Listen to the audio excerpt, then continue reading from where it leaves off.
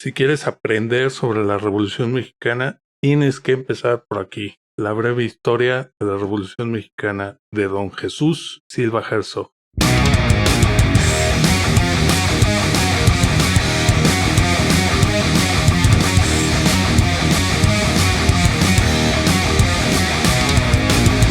Para empezar a hablar de este bonito libro que acabamos de leer, una breve historia más o menos comprendida en 8 capítulos, más o menos 300 páginas, muy claras, muy bien documentadas. A platicar de ello estoy aquí con mi amigo Alfredo Moreno. Lo que te puedo decir es que es un libro, es imprescindible, yo creo, que está dividido en 2 tomos, por lo menos así como yo lo adquirí hace mucho tiempo. La primera parte está dedicada a la etapa maderista de la Revolución, y la segunda parte, o el segundo libro, está dedicado a la etapa constitucionalista y a la lucha de facción. ¿Por qué este libro me gusta? Pues en particular porque de manera muy esquemática, muy clara, describe las diferentes etapas de la Revolución Mexicana. Normalmente tendemos a pensar que con el derrocamiento de Porfirio Díaz es cuando empieza la Revolución Mexicana, ¿no? O cuando termina, mejor dicho, cuando se concluye. Pero la verdad es que no. Es el fin del primer capítulo de lo que vendría a ser la verdadera Revolución Mexicana. Muchos estudiosos dicen que la Revolución Mexicana, de verdad, empieza después del asesinato del presidente Madero y del vicepresidente Pino Suárez. No es hasta entonces que ahora sí, las fuerzas revolucionarias que habían sido contenidas en la primera parte de la etapa revolucionaria de la Revolución Mexicana se quedan sueltas, y entonces empieza ahora sí un verdadero cambio de régimen, porque supone la transformación de las instituciones que teníamos heredadas del siglo XIX y que habían sido parte de la herencia que nos había dejado Porfirio Díaz. El libro comienza con una descripción muy clara sobre la situación económica y social, y con muchos detalles de la situación económica del pueblo mexicano bajo el régimen de don Porfirio, pero está muy interesante cómo da esos antecedentes prácticamente desde la conquista española, muy brevemente, ¿no? Desde aquel entonces se reparten las tierras del territorio, y pues como el pueblo conquistado, los indígenas, pues trabajan, ¿no? Para los propietarios, ¿no? Entonces, don Jesús Silva Herzog, el autor, comenta que uno de los problemas más graves de este país, pues es que la pequeña propiedad de la tierra prácticamente es inexistente. Los individuos como tal no saben lo que es eso, ¿no?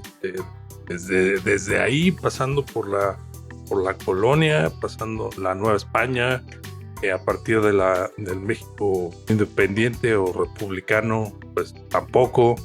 Viene la Guerra de Reforma y la Constitución de 1857, y pues por más maniobras que se hicieron y leyes que en ocasiones hasta contraproducentes salieron, ¿no? Porque pues la gente que tiene el poder, que tiene el dinero, propietarios, siempre salen con la suya, tienen esa cercanía con el poder. Una de los problemas que comentan en el libro es que el trabajador, el jornalero, el campesino, los indígenas no están listos tampoco para pelear, ¿no? Para pelear el derecho a su propiedad, ¿no? No han evolucionado lo suficiente como para poder contrarrestar todas estas maniobras de los ricos, ¿no? Y de los grandes propietarios. Entonces, hasta la Revolución Mexicana, o poquito antes de la Revolución Mexicana, México es de unas cuantas personas, ¿no? Son latifundios, son grandes extensiones de tierra concentradas en haciendas, ¿no? Entonces, pues México le pertenece a unas cuantas familias, ¿no? Hasta ese momento. Y finalmente ese es el caldo de cultivo que da origen a todos estos malestares, ¿no? Que causan o que nos llevan al inicio de la Revolución Mexicana. Este es el primer capítulo de este libro, muy interesante de leer. El autor, don Jesús Silva Herzog, es economista. De hecho, se centra mucho en este capítulo en la cuestión económica, ¿no? De cuán cara es la vida a lo largo de estas etapas históricas, y el ingreso del trabajador prácticamente sigue siendo el mismo y bajo condiciones de casi esclavitud, ¿no? Yo le quitaría el casi, ¿no?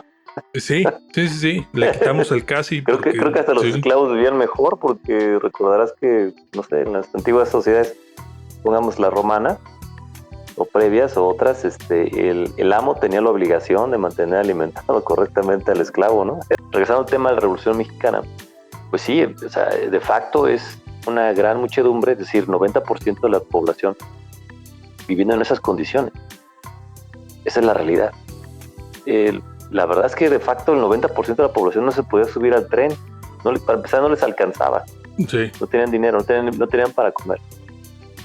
El sueldo que se les pagaba, si es que se les llegaba a pagar, era prácticamente en especie, en donde además el proveedor, vamos a decir, de las tiendas donde podrían ellos, la gente, ir a comprar los productos de primera necesidad, pues pertenecían al hacendado. O sea, de tal suerte que las haciendas se convertían en fábricas masivas, por así decirlo, de campesinos desposeídos de las tierras, en donde la gente tenía que trabajar jornadas muy largas, muy extenuantes.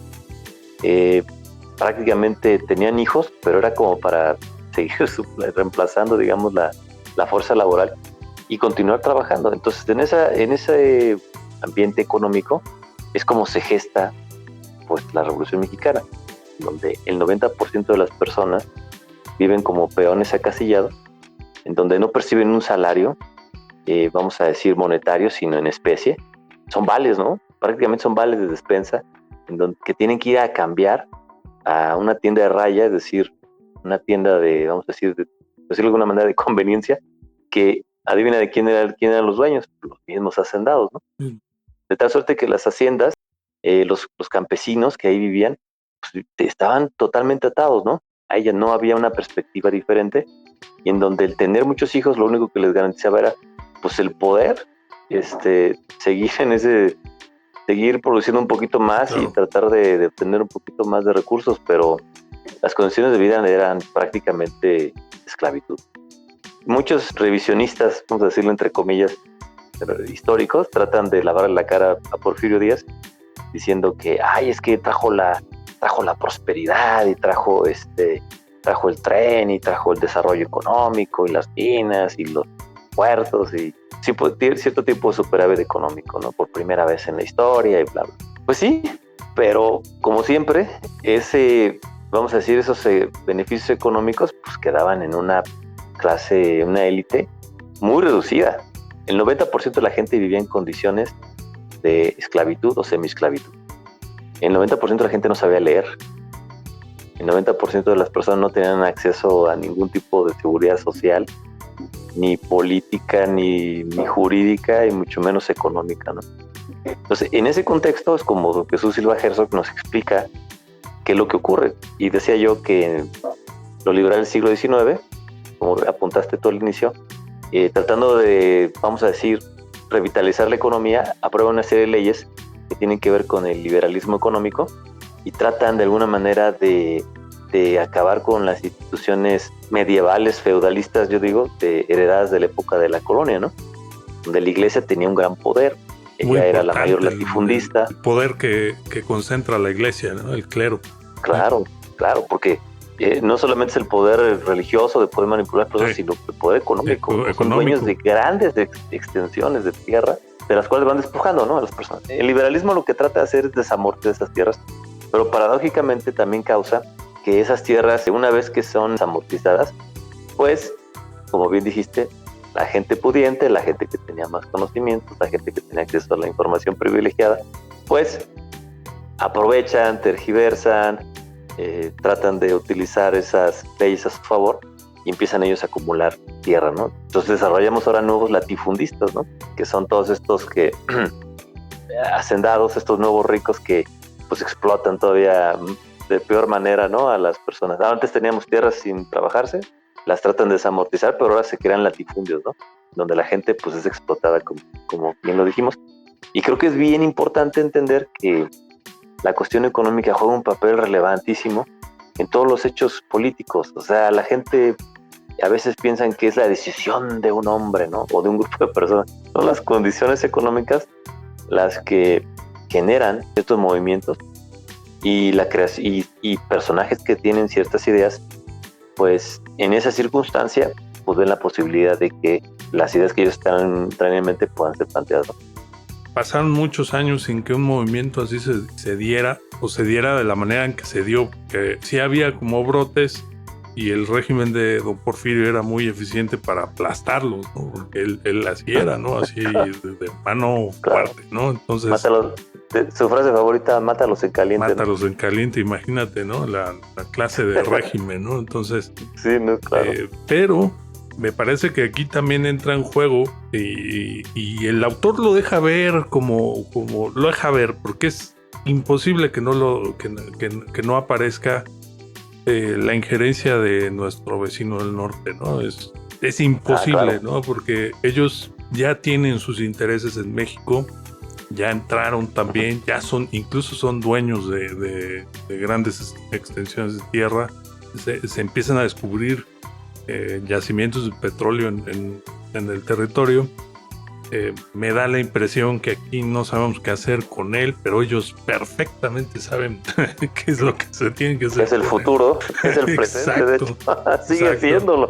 Algo que no se toca en este libro, pero creo que ya tendremos oportunidad, estoy seguro, de platicarlo después. Viene la Primera Guerra Mundial próximamente y ya se vienen calentando cositas, entonces creo que también esos son factores externos, pero el caldo cultivo ahí está, las condiciones están puestas, o sea, la gente trabaja en un feudalismo, vive en un feudalismo, o el autor menciona por ahí, cita a otro autor también, porque vienen muy buenas fuentes, y menciona la frase que dice que la pequeña propiedad, la espina dorsal de las naciones, ¿no? Y en México, pues eso no existe, o sea, básicamente no hay, no. O sea, de que tú pudieras tener tu casita, tu terrenito y esto es mío y yo puedo vivir de lo que produce mi tierra y demás, eso no existe, ¿vas? Entonces sí, estamos hablando de un país explotado, oprimido por el régimen, ¿no? Y empiezan a publicar ideas, ¿no? de revolución, de diferentes facciones, eso es lo interesante también. No es un solo movimiento, sino tienes un movimiento liberal, ¿no? Con los hermanos Flores Magón, que tiende al anarquismo, ¿no? Movimiento anarquista y un manifiesto interesante también que leer. Tienes a Emiliano Zapata, ¿no? En el Morelos, ¿no? Que una zona que ha sufrido muchísimo de mucha pobreza, esclavitud, ahí también explica el autor también cómo huyen, ¿no? Cuando empiezan a publicar sus ideas, prácticamente se van, porque si no son reprimidos. Nos platica el autor cómo eran las cárceles aquí, ¿no? Cosa que no te quieres ni imaginar, ni se lo deseas a tu peor enemigo. No las quiero imaginar ni ahorita, imagínate en aquella época. Sí, no. Menos. No, definitivamente no era ningún hotel de 5 estrellas, ¿eh? Está esta versión, vamos a decir, de los caudillos del norte. Uh-huh. Un poquito más pensando, yo pienso que ellos tenían mucho la influencia norteamericana en el sentido de que veían, digamos, a sus contrapartes de los estados sureños que se desarrollaban como, digamos, pequeños propietarios, ¿no? Lo que tú decías, ¿no? Pequeños propietarios que podrían de alguna manera generar cierto capital, etcétera, ¿no? Como que esa es la visión que ellos tenían, ¿no? De cómo debía ser, por ejemplo, un reparto de tierras, ¿no? Que era el tema principal en la Revolución Mexicana. Y en el sur, por ejemplo, Zapata o los zapatistas, pues tenían su idea de una revolución, parecía una revolución por digamos, como por la recuperación del orden colonial y casi prehispánico, ¿no? En el sentido de el reconocimiento de las tierras, ¿no? A sus legítimos dueños, tenían esa visión. Uh-huh, uh-huh. Y luego podríamos hablar de una visión, vamos a decir, del lado constitucionalista sobre todo, a pesar de que Carranza, lo vamos a ver más adelante, no era el líder más revolucionario que podemos imaginar. en el sentido estricto del término. Oye, pero ni el líder de la revolución era tampoco el más revolucionario que digamos, ¿no? Que era Madero. No. Sí, pues no, por el gestor, ¿no? Efectivamente.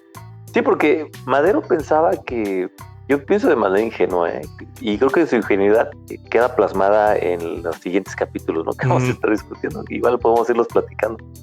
Pero en esta primera etapa maderista, cuando él lanza su libro de la Asociación Presidencial de 1910, presidencial, pues discute, ¿no? Pero a grandes rasgos, básicamente la idea es que, y Madero planteaba que pues, el simple hecho de que hubiera un cambio, quizás se hubiera cambiado en algo, Es decir, el que tú puedas transferir el poder público, político, de forma pacífica, vamos a decirlo, a través de elecciones, pues sí debe tener algún efecto, ¿no? Por lo menos hay un cambio, ¿no? Llegan gentes nuevas con nuevas ideas, entonces por lo menos eso te asegura que va a haber una especie de evolución, ¿no? Aunque sea mínima. Cuando son las mismas personas, bueno, el gobierno de Porfirio Díaz eran puras personas octogenarios que se mueren en sus puestos, o sea, varios ministros se murieron de viejitos, sí. O sea, eran los mismos, ¿no? Y se van muriendo de viejos. Cuando viene la revolución también hay que acordar que Porfirio Díaz ya es un hombre de 80 años. O sea, en 1910, Porfirio Díaz cumplió 80 años. México apenas 100. Y estamos hablando de, imagínate, una persona de 80 años en 1910. Que también eso la gente debe de nos estén escuchando, deben de ponerse en la etapa, en la época. Hoy en día, llegar a los 80 años es difícil, con todos los avances de medicina, etcétera, ¿no? En aquella época, la expectativa de vida en México yo creo que no pasaba de los 30 años, 35 años. Y la gente se puede sorprender, ¡ay, cómo! Sí, pero es que sí, pero eran los menos. De entrada, la mortandad infantil era enorme, ¿no? Sí, carencia de cualquier tipo de sanidad, ¿no? De vida sanitaria. Sí, por las condiciones. Segundo, las condiciones de vida. Sí, no es lo mismo vivir en el castillo de Chapultepec, a todo dar, con tus médicos. A todo dar, claro.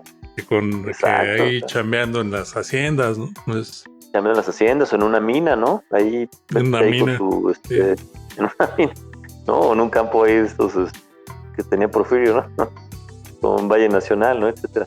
Estamos hablando de que la expectativa de vida era bajísima. Yo creo que no pasaba me atrevería a pensar 35 años, 40 años. No, la gente no pasaba.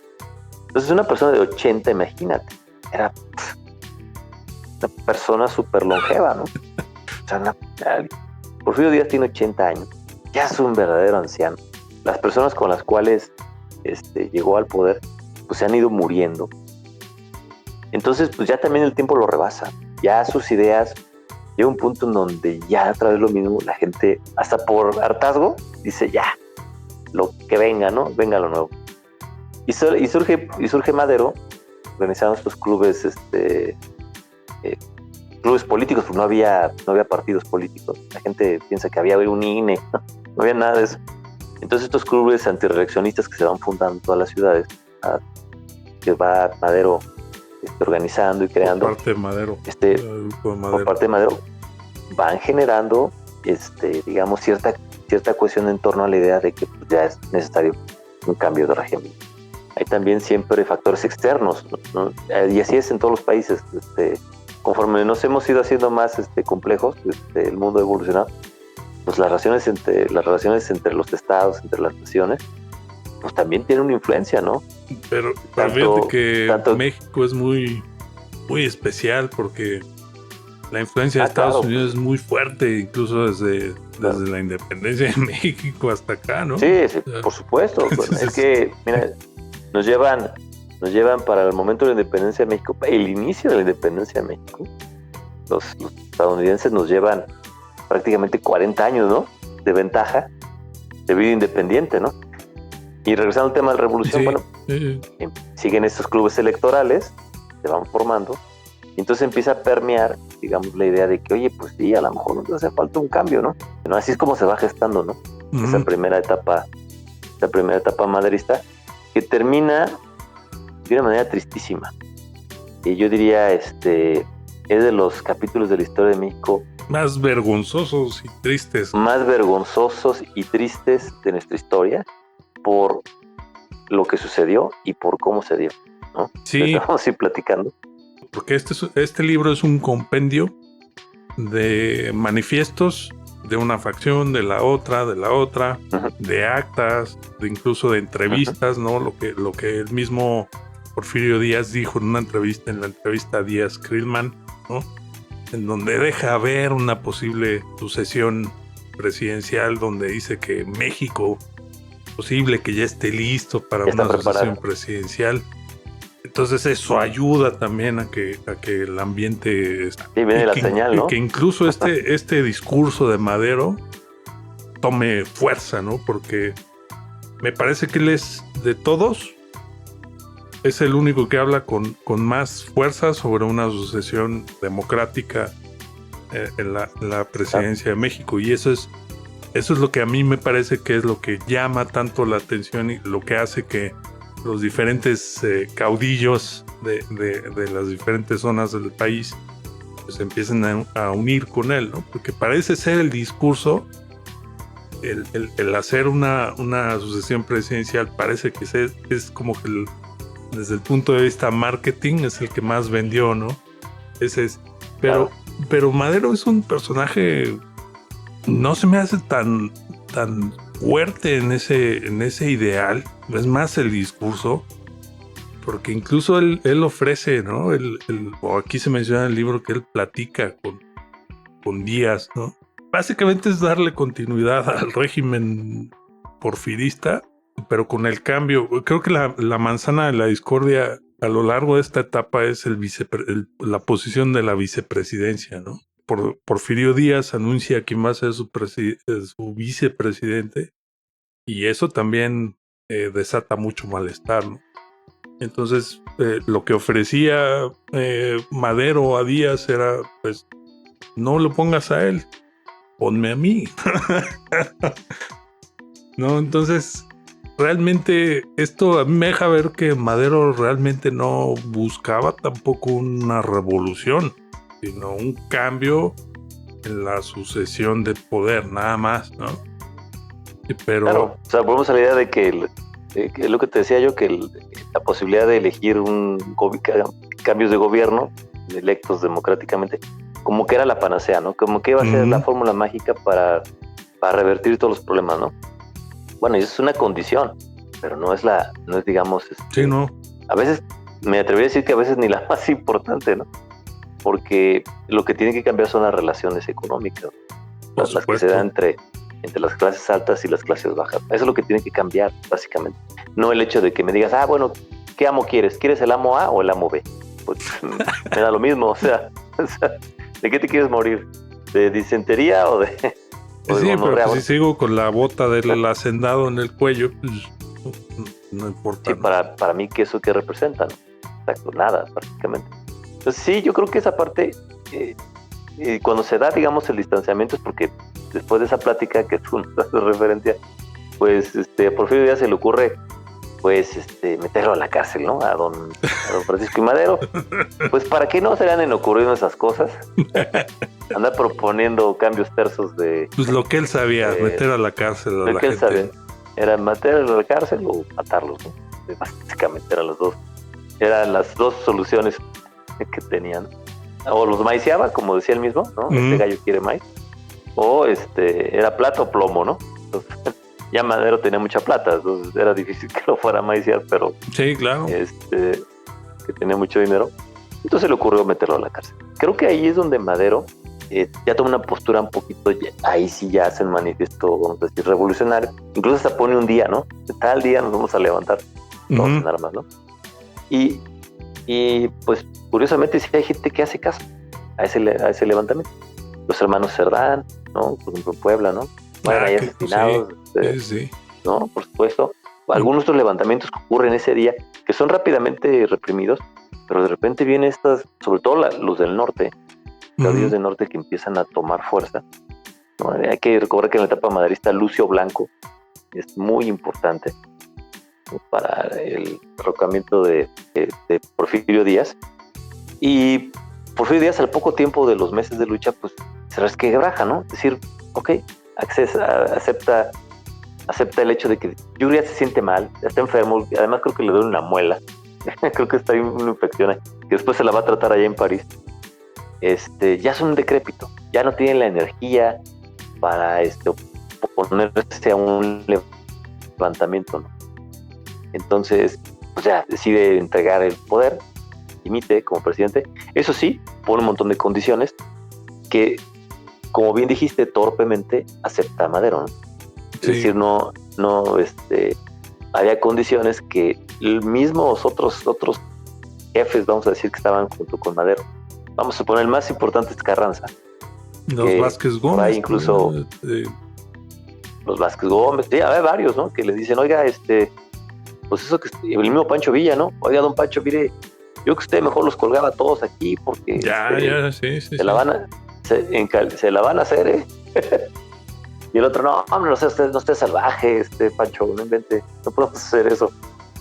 El mismo Carranza, ¿no? Hace yo creo que tiene una visión, ¿no? Bueno, sabía de mucha historia Carranza, entonces dice, no, ya Carranza había visto y vivido leído, visto y vivido mucha historia, ¿no? Y hace una predicción, ¿no? Sobre la revolución suicida, ¿no? Le dice a Madero, ¿no? Las revoluciones para que triunfen tienen que ser implacables. No, revolución que tranza es revolución perdida. Madero tranza o pacta con el régimen. Exacto. La transición, y ese es el error porque deja, digamos, las estructuras porfiristas sin tocar. Sí. Disuelve al ejército revolucionario. Sí. Sí, a mí me da la impresión de que Madero jamás tuvo la intención de grandes cambios, o sea, se enemista con todos, ¿no? Precisamente sí. Por eso, ¿no? Por eso, porque todo el mundo se unió con expectativa, ¿no? De que ahora sí se van a cumplir nuestras demandas, pues la causa que está originando todo este movimiento por fin se va a atender, ¿no? Y pues tarda en atender, es más, nunca se atendió en ese periodo. Y con respecto a la renuncia de Díaz, en este libro hay un pequeño guiño, ni siquiera hay como una afirmación muy, muy fuerte. Pues no nada más fue los movimientos armados que se dieron en el norte, sino una presión del gobierno de los Estados Unidos. O sea, ellos despliegan sus tropas en la frontera, así, se están peleando ahí del otro lado de la frontera. Pero ojo, señor Díaz, yo aquí ya tengo mis tropas, o sea, ya las tengo aquí puestas. Se habla de que Díaz tuvo una entrevista con Taft, con el presidente Taft en los Estados Unidos. Yo no tengo certeza que se habló ahí. Claro.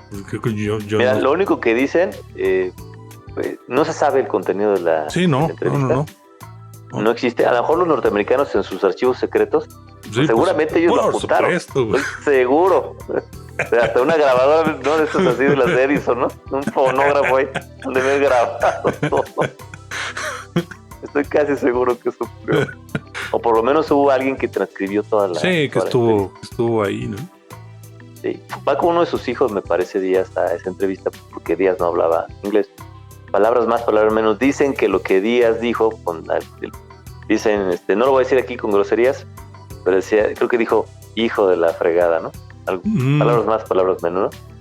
Y esa palabra de Díaz a mí, hay gente que dice, no, los que te digo, que quieren lavar la cara a Díaz, no, pues que defendió con mucho el orgullo nacional en contra del intervencionismo norteamericano. Y a lo mejor yo creo que más bien fue un poco como, oye, pues ya les di las minas y ya les di el petróleo y todavía me piden más cosas, hijos de la guayaba, ¿no? Ha de haber dicho. Esa es mi interpretación. Sí, porque los Estados Unidos, Díaz le abrió la puerta mucho a Inglaterra. Mucho a Inglaterra. Y de hecho la mayor parte de los pozos petroleros eran británicos, ¿no? Había, y había mucho 75-80%. Sí. Y había mucho interés de los norteamericanos en el petróleo. Y por eso digo, yo no tengo certeza, no he leído tampoco acerca de qué ocurrió en esa entrevista entre Taft y Díaz. No me atrevería yo aquí a decir que pues Díaz causó algún malestar, pero lo que sí se ve es que había cosas que estaba haciendo Díaz que no convenían a los intereses de los Estados Unidos. Sí, o que no están alineados al 100%, ¿no? Y esa despliegue de tropas en la frontera pues ya es enseñar músculo un poquito, ¿no? De Taft. Claro.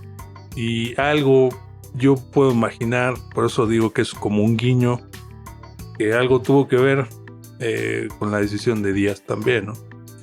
Y como bien lo mencionas, ya era un régimen viejo, desgastado, se va.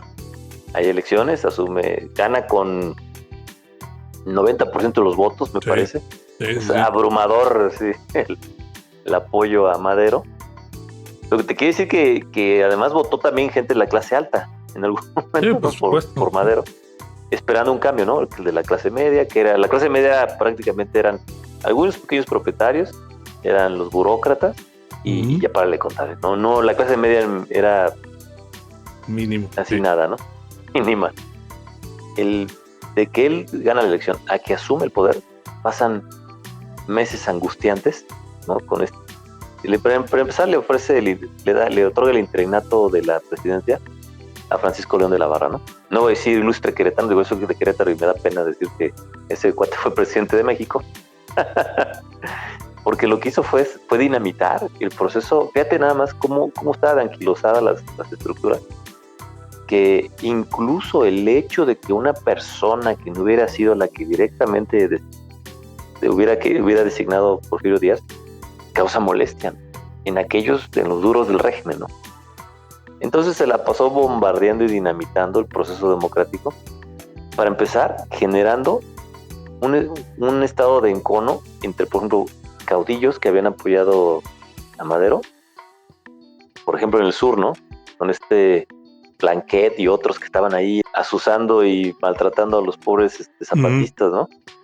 O en el norte, ¿no? Que, oye, pero pues aquí quedamos, ¿no? No iba a haber cambios estructurales, ¿no? La gente está, como tú dijiste, la expectativa es un cambio estructural, no nada más que usted sea presidente, ay, qué bonito, y en 3 años lo cambiamos por otro, no. O sea, la gente ya estaba ávida de que hubiera cambios, ¿no? De que hubiera cambios. Por eso es que la gente se arriesgó, ¿no?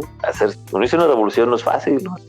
No es una decisión, es una decisión de vida o muerte, básicamente, ¿no? Te la estás jugando.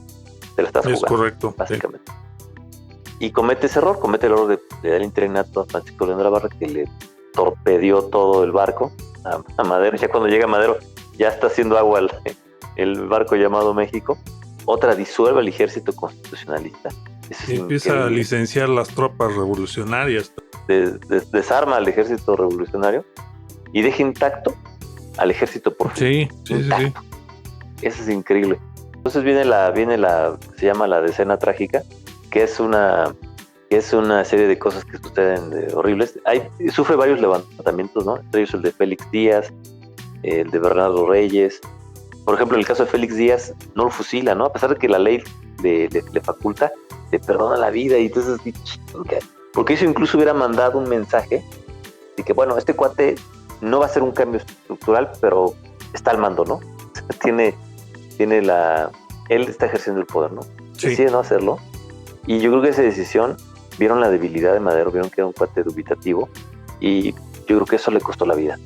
Creo que eso envalentonó a los que hicieron la sonada, la conjura de la embajada, ¿no? Es decir, la conspiración para acabar con el régimen maderista. La llamaron la conjura de la Ciudadela, pero realmente ocurrió en la embajada de los Estados Unidos. En la embajada de Estados Unidos, por supuesto. Haz de cuenta que viste a los ya sabes de qué partido conservador de México yendo a pedir intervenciones, ¿no? Como casi nunca ocurre en ese tipo de partidos. Hay uno azul que le encanta. Ajá. Muchos de sus líderes no hacen eso, pero bueno, en fin. Sí. El entreguismo por delante, ¿no? El entreguismo, sí. Vamos a decir que los conservadores de aquella época van y piden una intervención. El plan era precisamente poner a Huerta. Tampoco es curioso porque sí se da la conjura, o sea, sí termina en el asesinato. Primero en el encarcelamiento lo toman, lo hacen firmar, él firma. Por ahí el embajador de Cuba dice, hijo, lo van a matar a este cuate.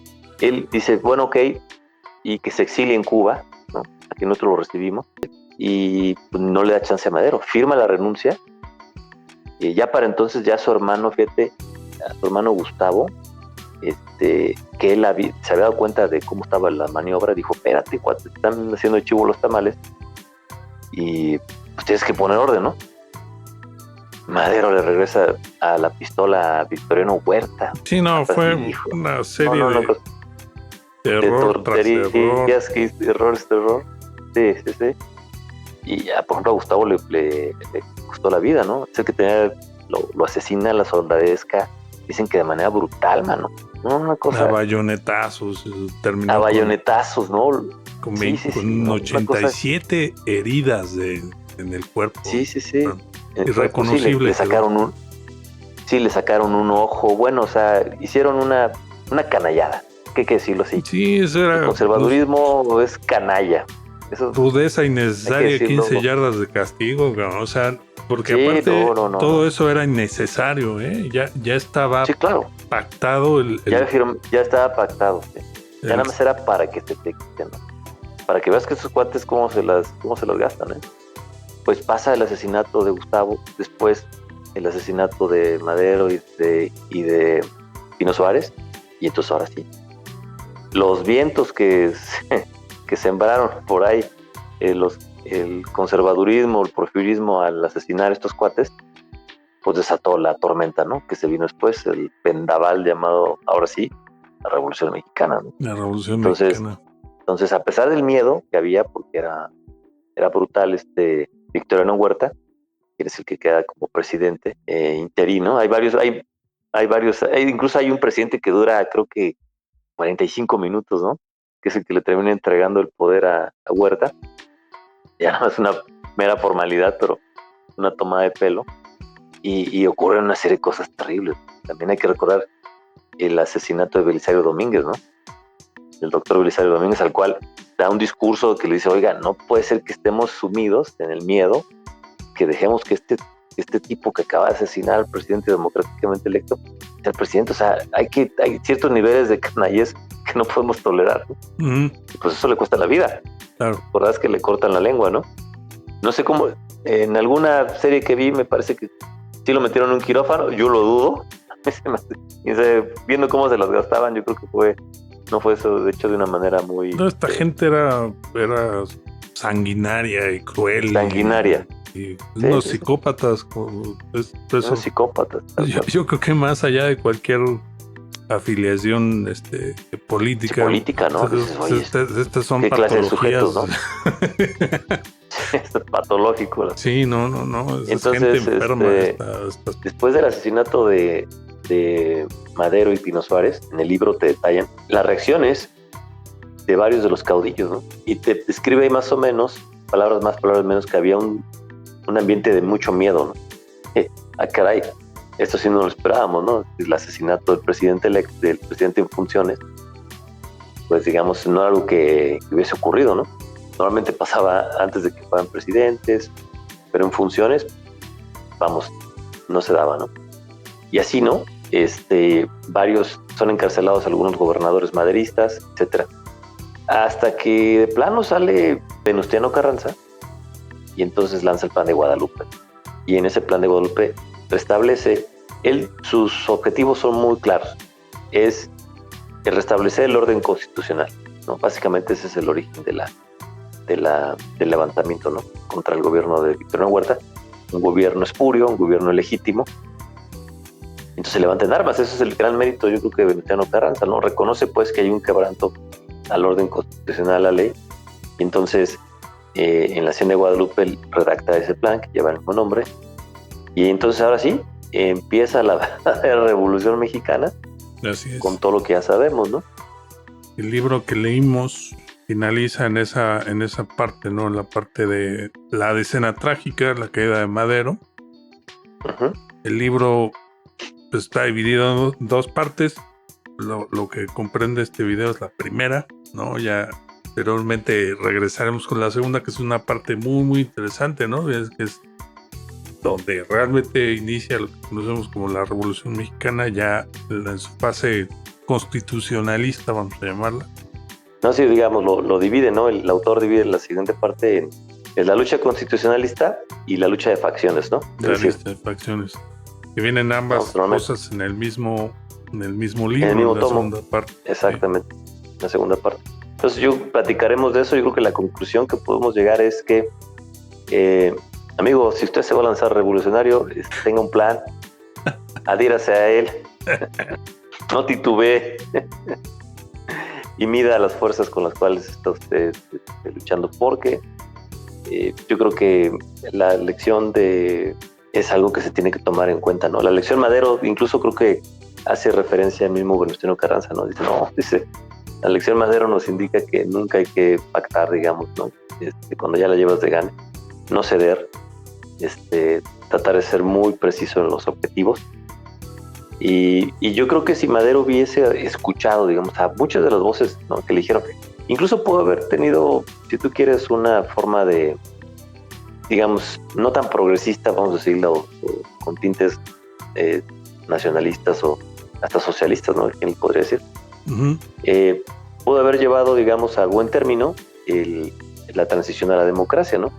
Pero sí necesitaba haber dado concesiones estructurales. O sea, esa es la parte donde falla, ¿no? No cambia las relaciones de poder, deja las estructuras políticas intactas prácticamente, simplemente descabeza a quitar al hacer que renuncie Porfirio Díaz. Es un porfirismo sin Porfirio, básicamente. Es un porfirismo sin Porfirio. Lo cual es, ¿no?, tal vez peor que un porfirismo con Porfirio. Sí, porque por lo menos Porfirio sabía lo que estaba haciendo, ¿no? Y acá es como el cuerpo, ¿no? Si en la cabeza empiezan a dar bandas, se comporta como los hábitos que tiene, pero no tiene el razonamiento, ¿no?, que tiene en la cabeza. Efectivamente. Y creo que esa es una lección muy valiosa, porque nos pudimos ahorrado una década en donde el Producto Interno Bruto, la producción minera, agrícola, la expectativa de vida se cayeron, se vinieron a los suelos. Sí. Se vinieron a los suelos. Y al país le tomó décadas reponerse eso. Es decir, digamos, le toma 3 décadas más o menos, ¿no? Es hasta con Lázaro Cárdenas, después que hacen ya ahora sí, introduce los cambios que dice la revolución, donde viene el famoso crecimiento, ¿no? Estabilizador. El estabilizador. Donde México crece en un par de décadas, 40 y 50, 10%, 12%, ¿no? Uh-huh. Hasta hasta el inicio de los 60, ¿no? Cuando ya empieza el sistema a mostrar fatiga, ¿no? Por la misma corrupción, ¿no? Ahorita, en esta época en la que vivimos, probablemente podría decir que es la parte más divertida, pero en realidad pues es una tragedia humanitaria, ¿no? La Revolución Mexicana dio muchísimas vidas, pero es la parte más sustanciosa precisamente de toda esta historia. Claro. Y donde hay más acción, ¿no? Más en los campos de batalla, y también la política, claro. También la parte política. Claro. Sí, porque ahí sí se introducen cambios radicales, ¿no? Vamos a decir, ahí sí ya se establecen las nuevas reglas de lo que va a ser México el siglo XX, básicamente. El Estado moderno mexicano ahí se define, y entonces ahora sí, con las reglas que tenemos prácticamente hasta el día de hoy. Hasta el día de hoy. Hasta el día de hoy, ¿no? Básicamente es la misma Constitución. Ya con el lenguaje inclusivo, pero hasta el día de hoy. Parchadísima ya la Constitución. Que hay que recordar que el mismo partido emanado de la Revolución Mexicana, pues quien termina, ¿no?, dándole la puntilla al acabar con el artículo 27 constitucional, ¿no? Uh-huh. Que quita el dominio de los hidrocarburos. Ya había venido teniendo reformas donde se empieza a permitir que los líderes de culto, los que participan ahí, puedan votar por lo menos, si no ser candidatos, por lo menos puedan votar. Se les reconocen ya sus derechos políticos, ¿no?, y cívicos. Habrá que ver, viene muy interesante el siguiente libro, y pues hay que tener cuidado, ¿no? Es una lección de historia para mí. Uh-huh. Que cualquier persona que esté interesada en la política tiene que aprenderla. Concluyo rápidamente diciendo que este libro, este es el primer paso para aprender sobre el tema. Obligadísimo este libro. Yo tenía expectativa de que este fuera un relato un poquito oficialista, y me sorprendió gratamente porque no lo es. Es un compendio muy interesante de que nos enseña cuáles son los orígenes dentro de las condiciones económicas y sociales del país. Claro. Aunque para mí deja guiños ahí de aquellos factores exógenos también, ¿no? De la Revolución Mexicana, que tienen que ver con nuestro vecino del norte inevitablemente. Y a mí me gusta muchísimo que vienen en los anexos, viene una cantidad de documentos de puño y letra de las personas que... Sí, de los protagonistas. Que exactamente. Entonces es muy rico leer eso, porque sí da una visión, ya no te lo están platicando, sino ya lo estás leyendo ahí, qué fue lo que escribieron, lo que manifestaron. Ahí vienen todos los manifiestos, que el liberal, que el de Madero, que el de Orozco, que la entrevista de Sarita, ¿no? La viuda de Madero, cuando tuvo su entrevista con el embajador Henry Lane Wilson, para que nos demos cuenta así de qué fue lo que vivieron los protagonistas. El mismo autor del libro conoció a los protagonistas cuando era joven, ¿no? En su juventud atraviesa por prácticamente toda la Revolución Mexicana. Y llega a conocer a algunos de los protagonistas. Entonces es un libro muy muy rico, obligado. Creo que si nos interesa este tema y conocer la historia de cómo es que llegamos aquí, cómo es que estamos aquí en esta situación el día de hoy. Y de hecho, ahora que mencionas la biografía un poco de Jesús Silva Herzog, del autor, muy interesante, algunos rasgos. Fue embajador de México en la Unión Soviética, ¿no? Está en la Rotonda de los Hombres Ilustres, ahí nada más para no dejar de mencionar que es uno de los hombres ilustres de este país, ¿no? Sí, son de esos personajes que a través de su paso por la política salieron limpios tanto como puede salir un político, ¿no? Con todo el tipo de pasiones y emociones y razones o sin razones que tiene con las cuales tiene que lidiar, pero es de ese tipo de personajes, ¿no? Muchas gracias, Alfred, por la sugerencia de leer este libro, un librazo. Sobre libros de la Revolución Mexicana, digamos, de autores mexicanos, yo creo que este es de los mejores, porque casi siempre hay muchos libros de la Revolución Mexicana que son buenos, pero fíjate que son autores extranjeros. Todo gringo, Katz, ¿no? Que es sobre todo gringo, ¿no? Frederick Katz, ¿no? Que escribió sobre Villa, Guama, que escribe sobre Zapata, ¿no? Etcétera. Entonces, mucho autor norteamericano, ¿no? Curiosamente. Pero digamos, de los autores mexicanos, es imprescindible, hay que leer. Excelente. Pues aquí aprovecho para agradecer a las personas que hayan visto este video. Dejen sus comentarios. Si les gustó, pues ya saben, pulgar arriba. Y suscríbanse, va a haber muchos libros más de diferentes temas que vamos a estar platicando. Así que correcto, ahí nos estamos viendo. Muchas gracias, Alfred. Pues nos vemos para la próxima. Buenas noches a todos. Hasta luego. Excelente. Bye. Bye.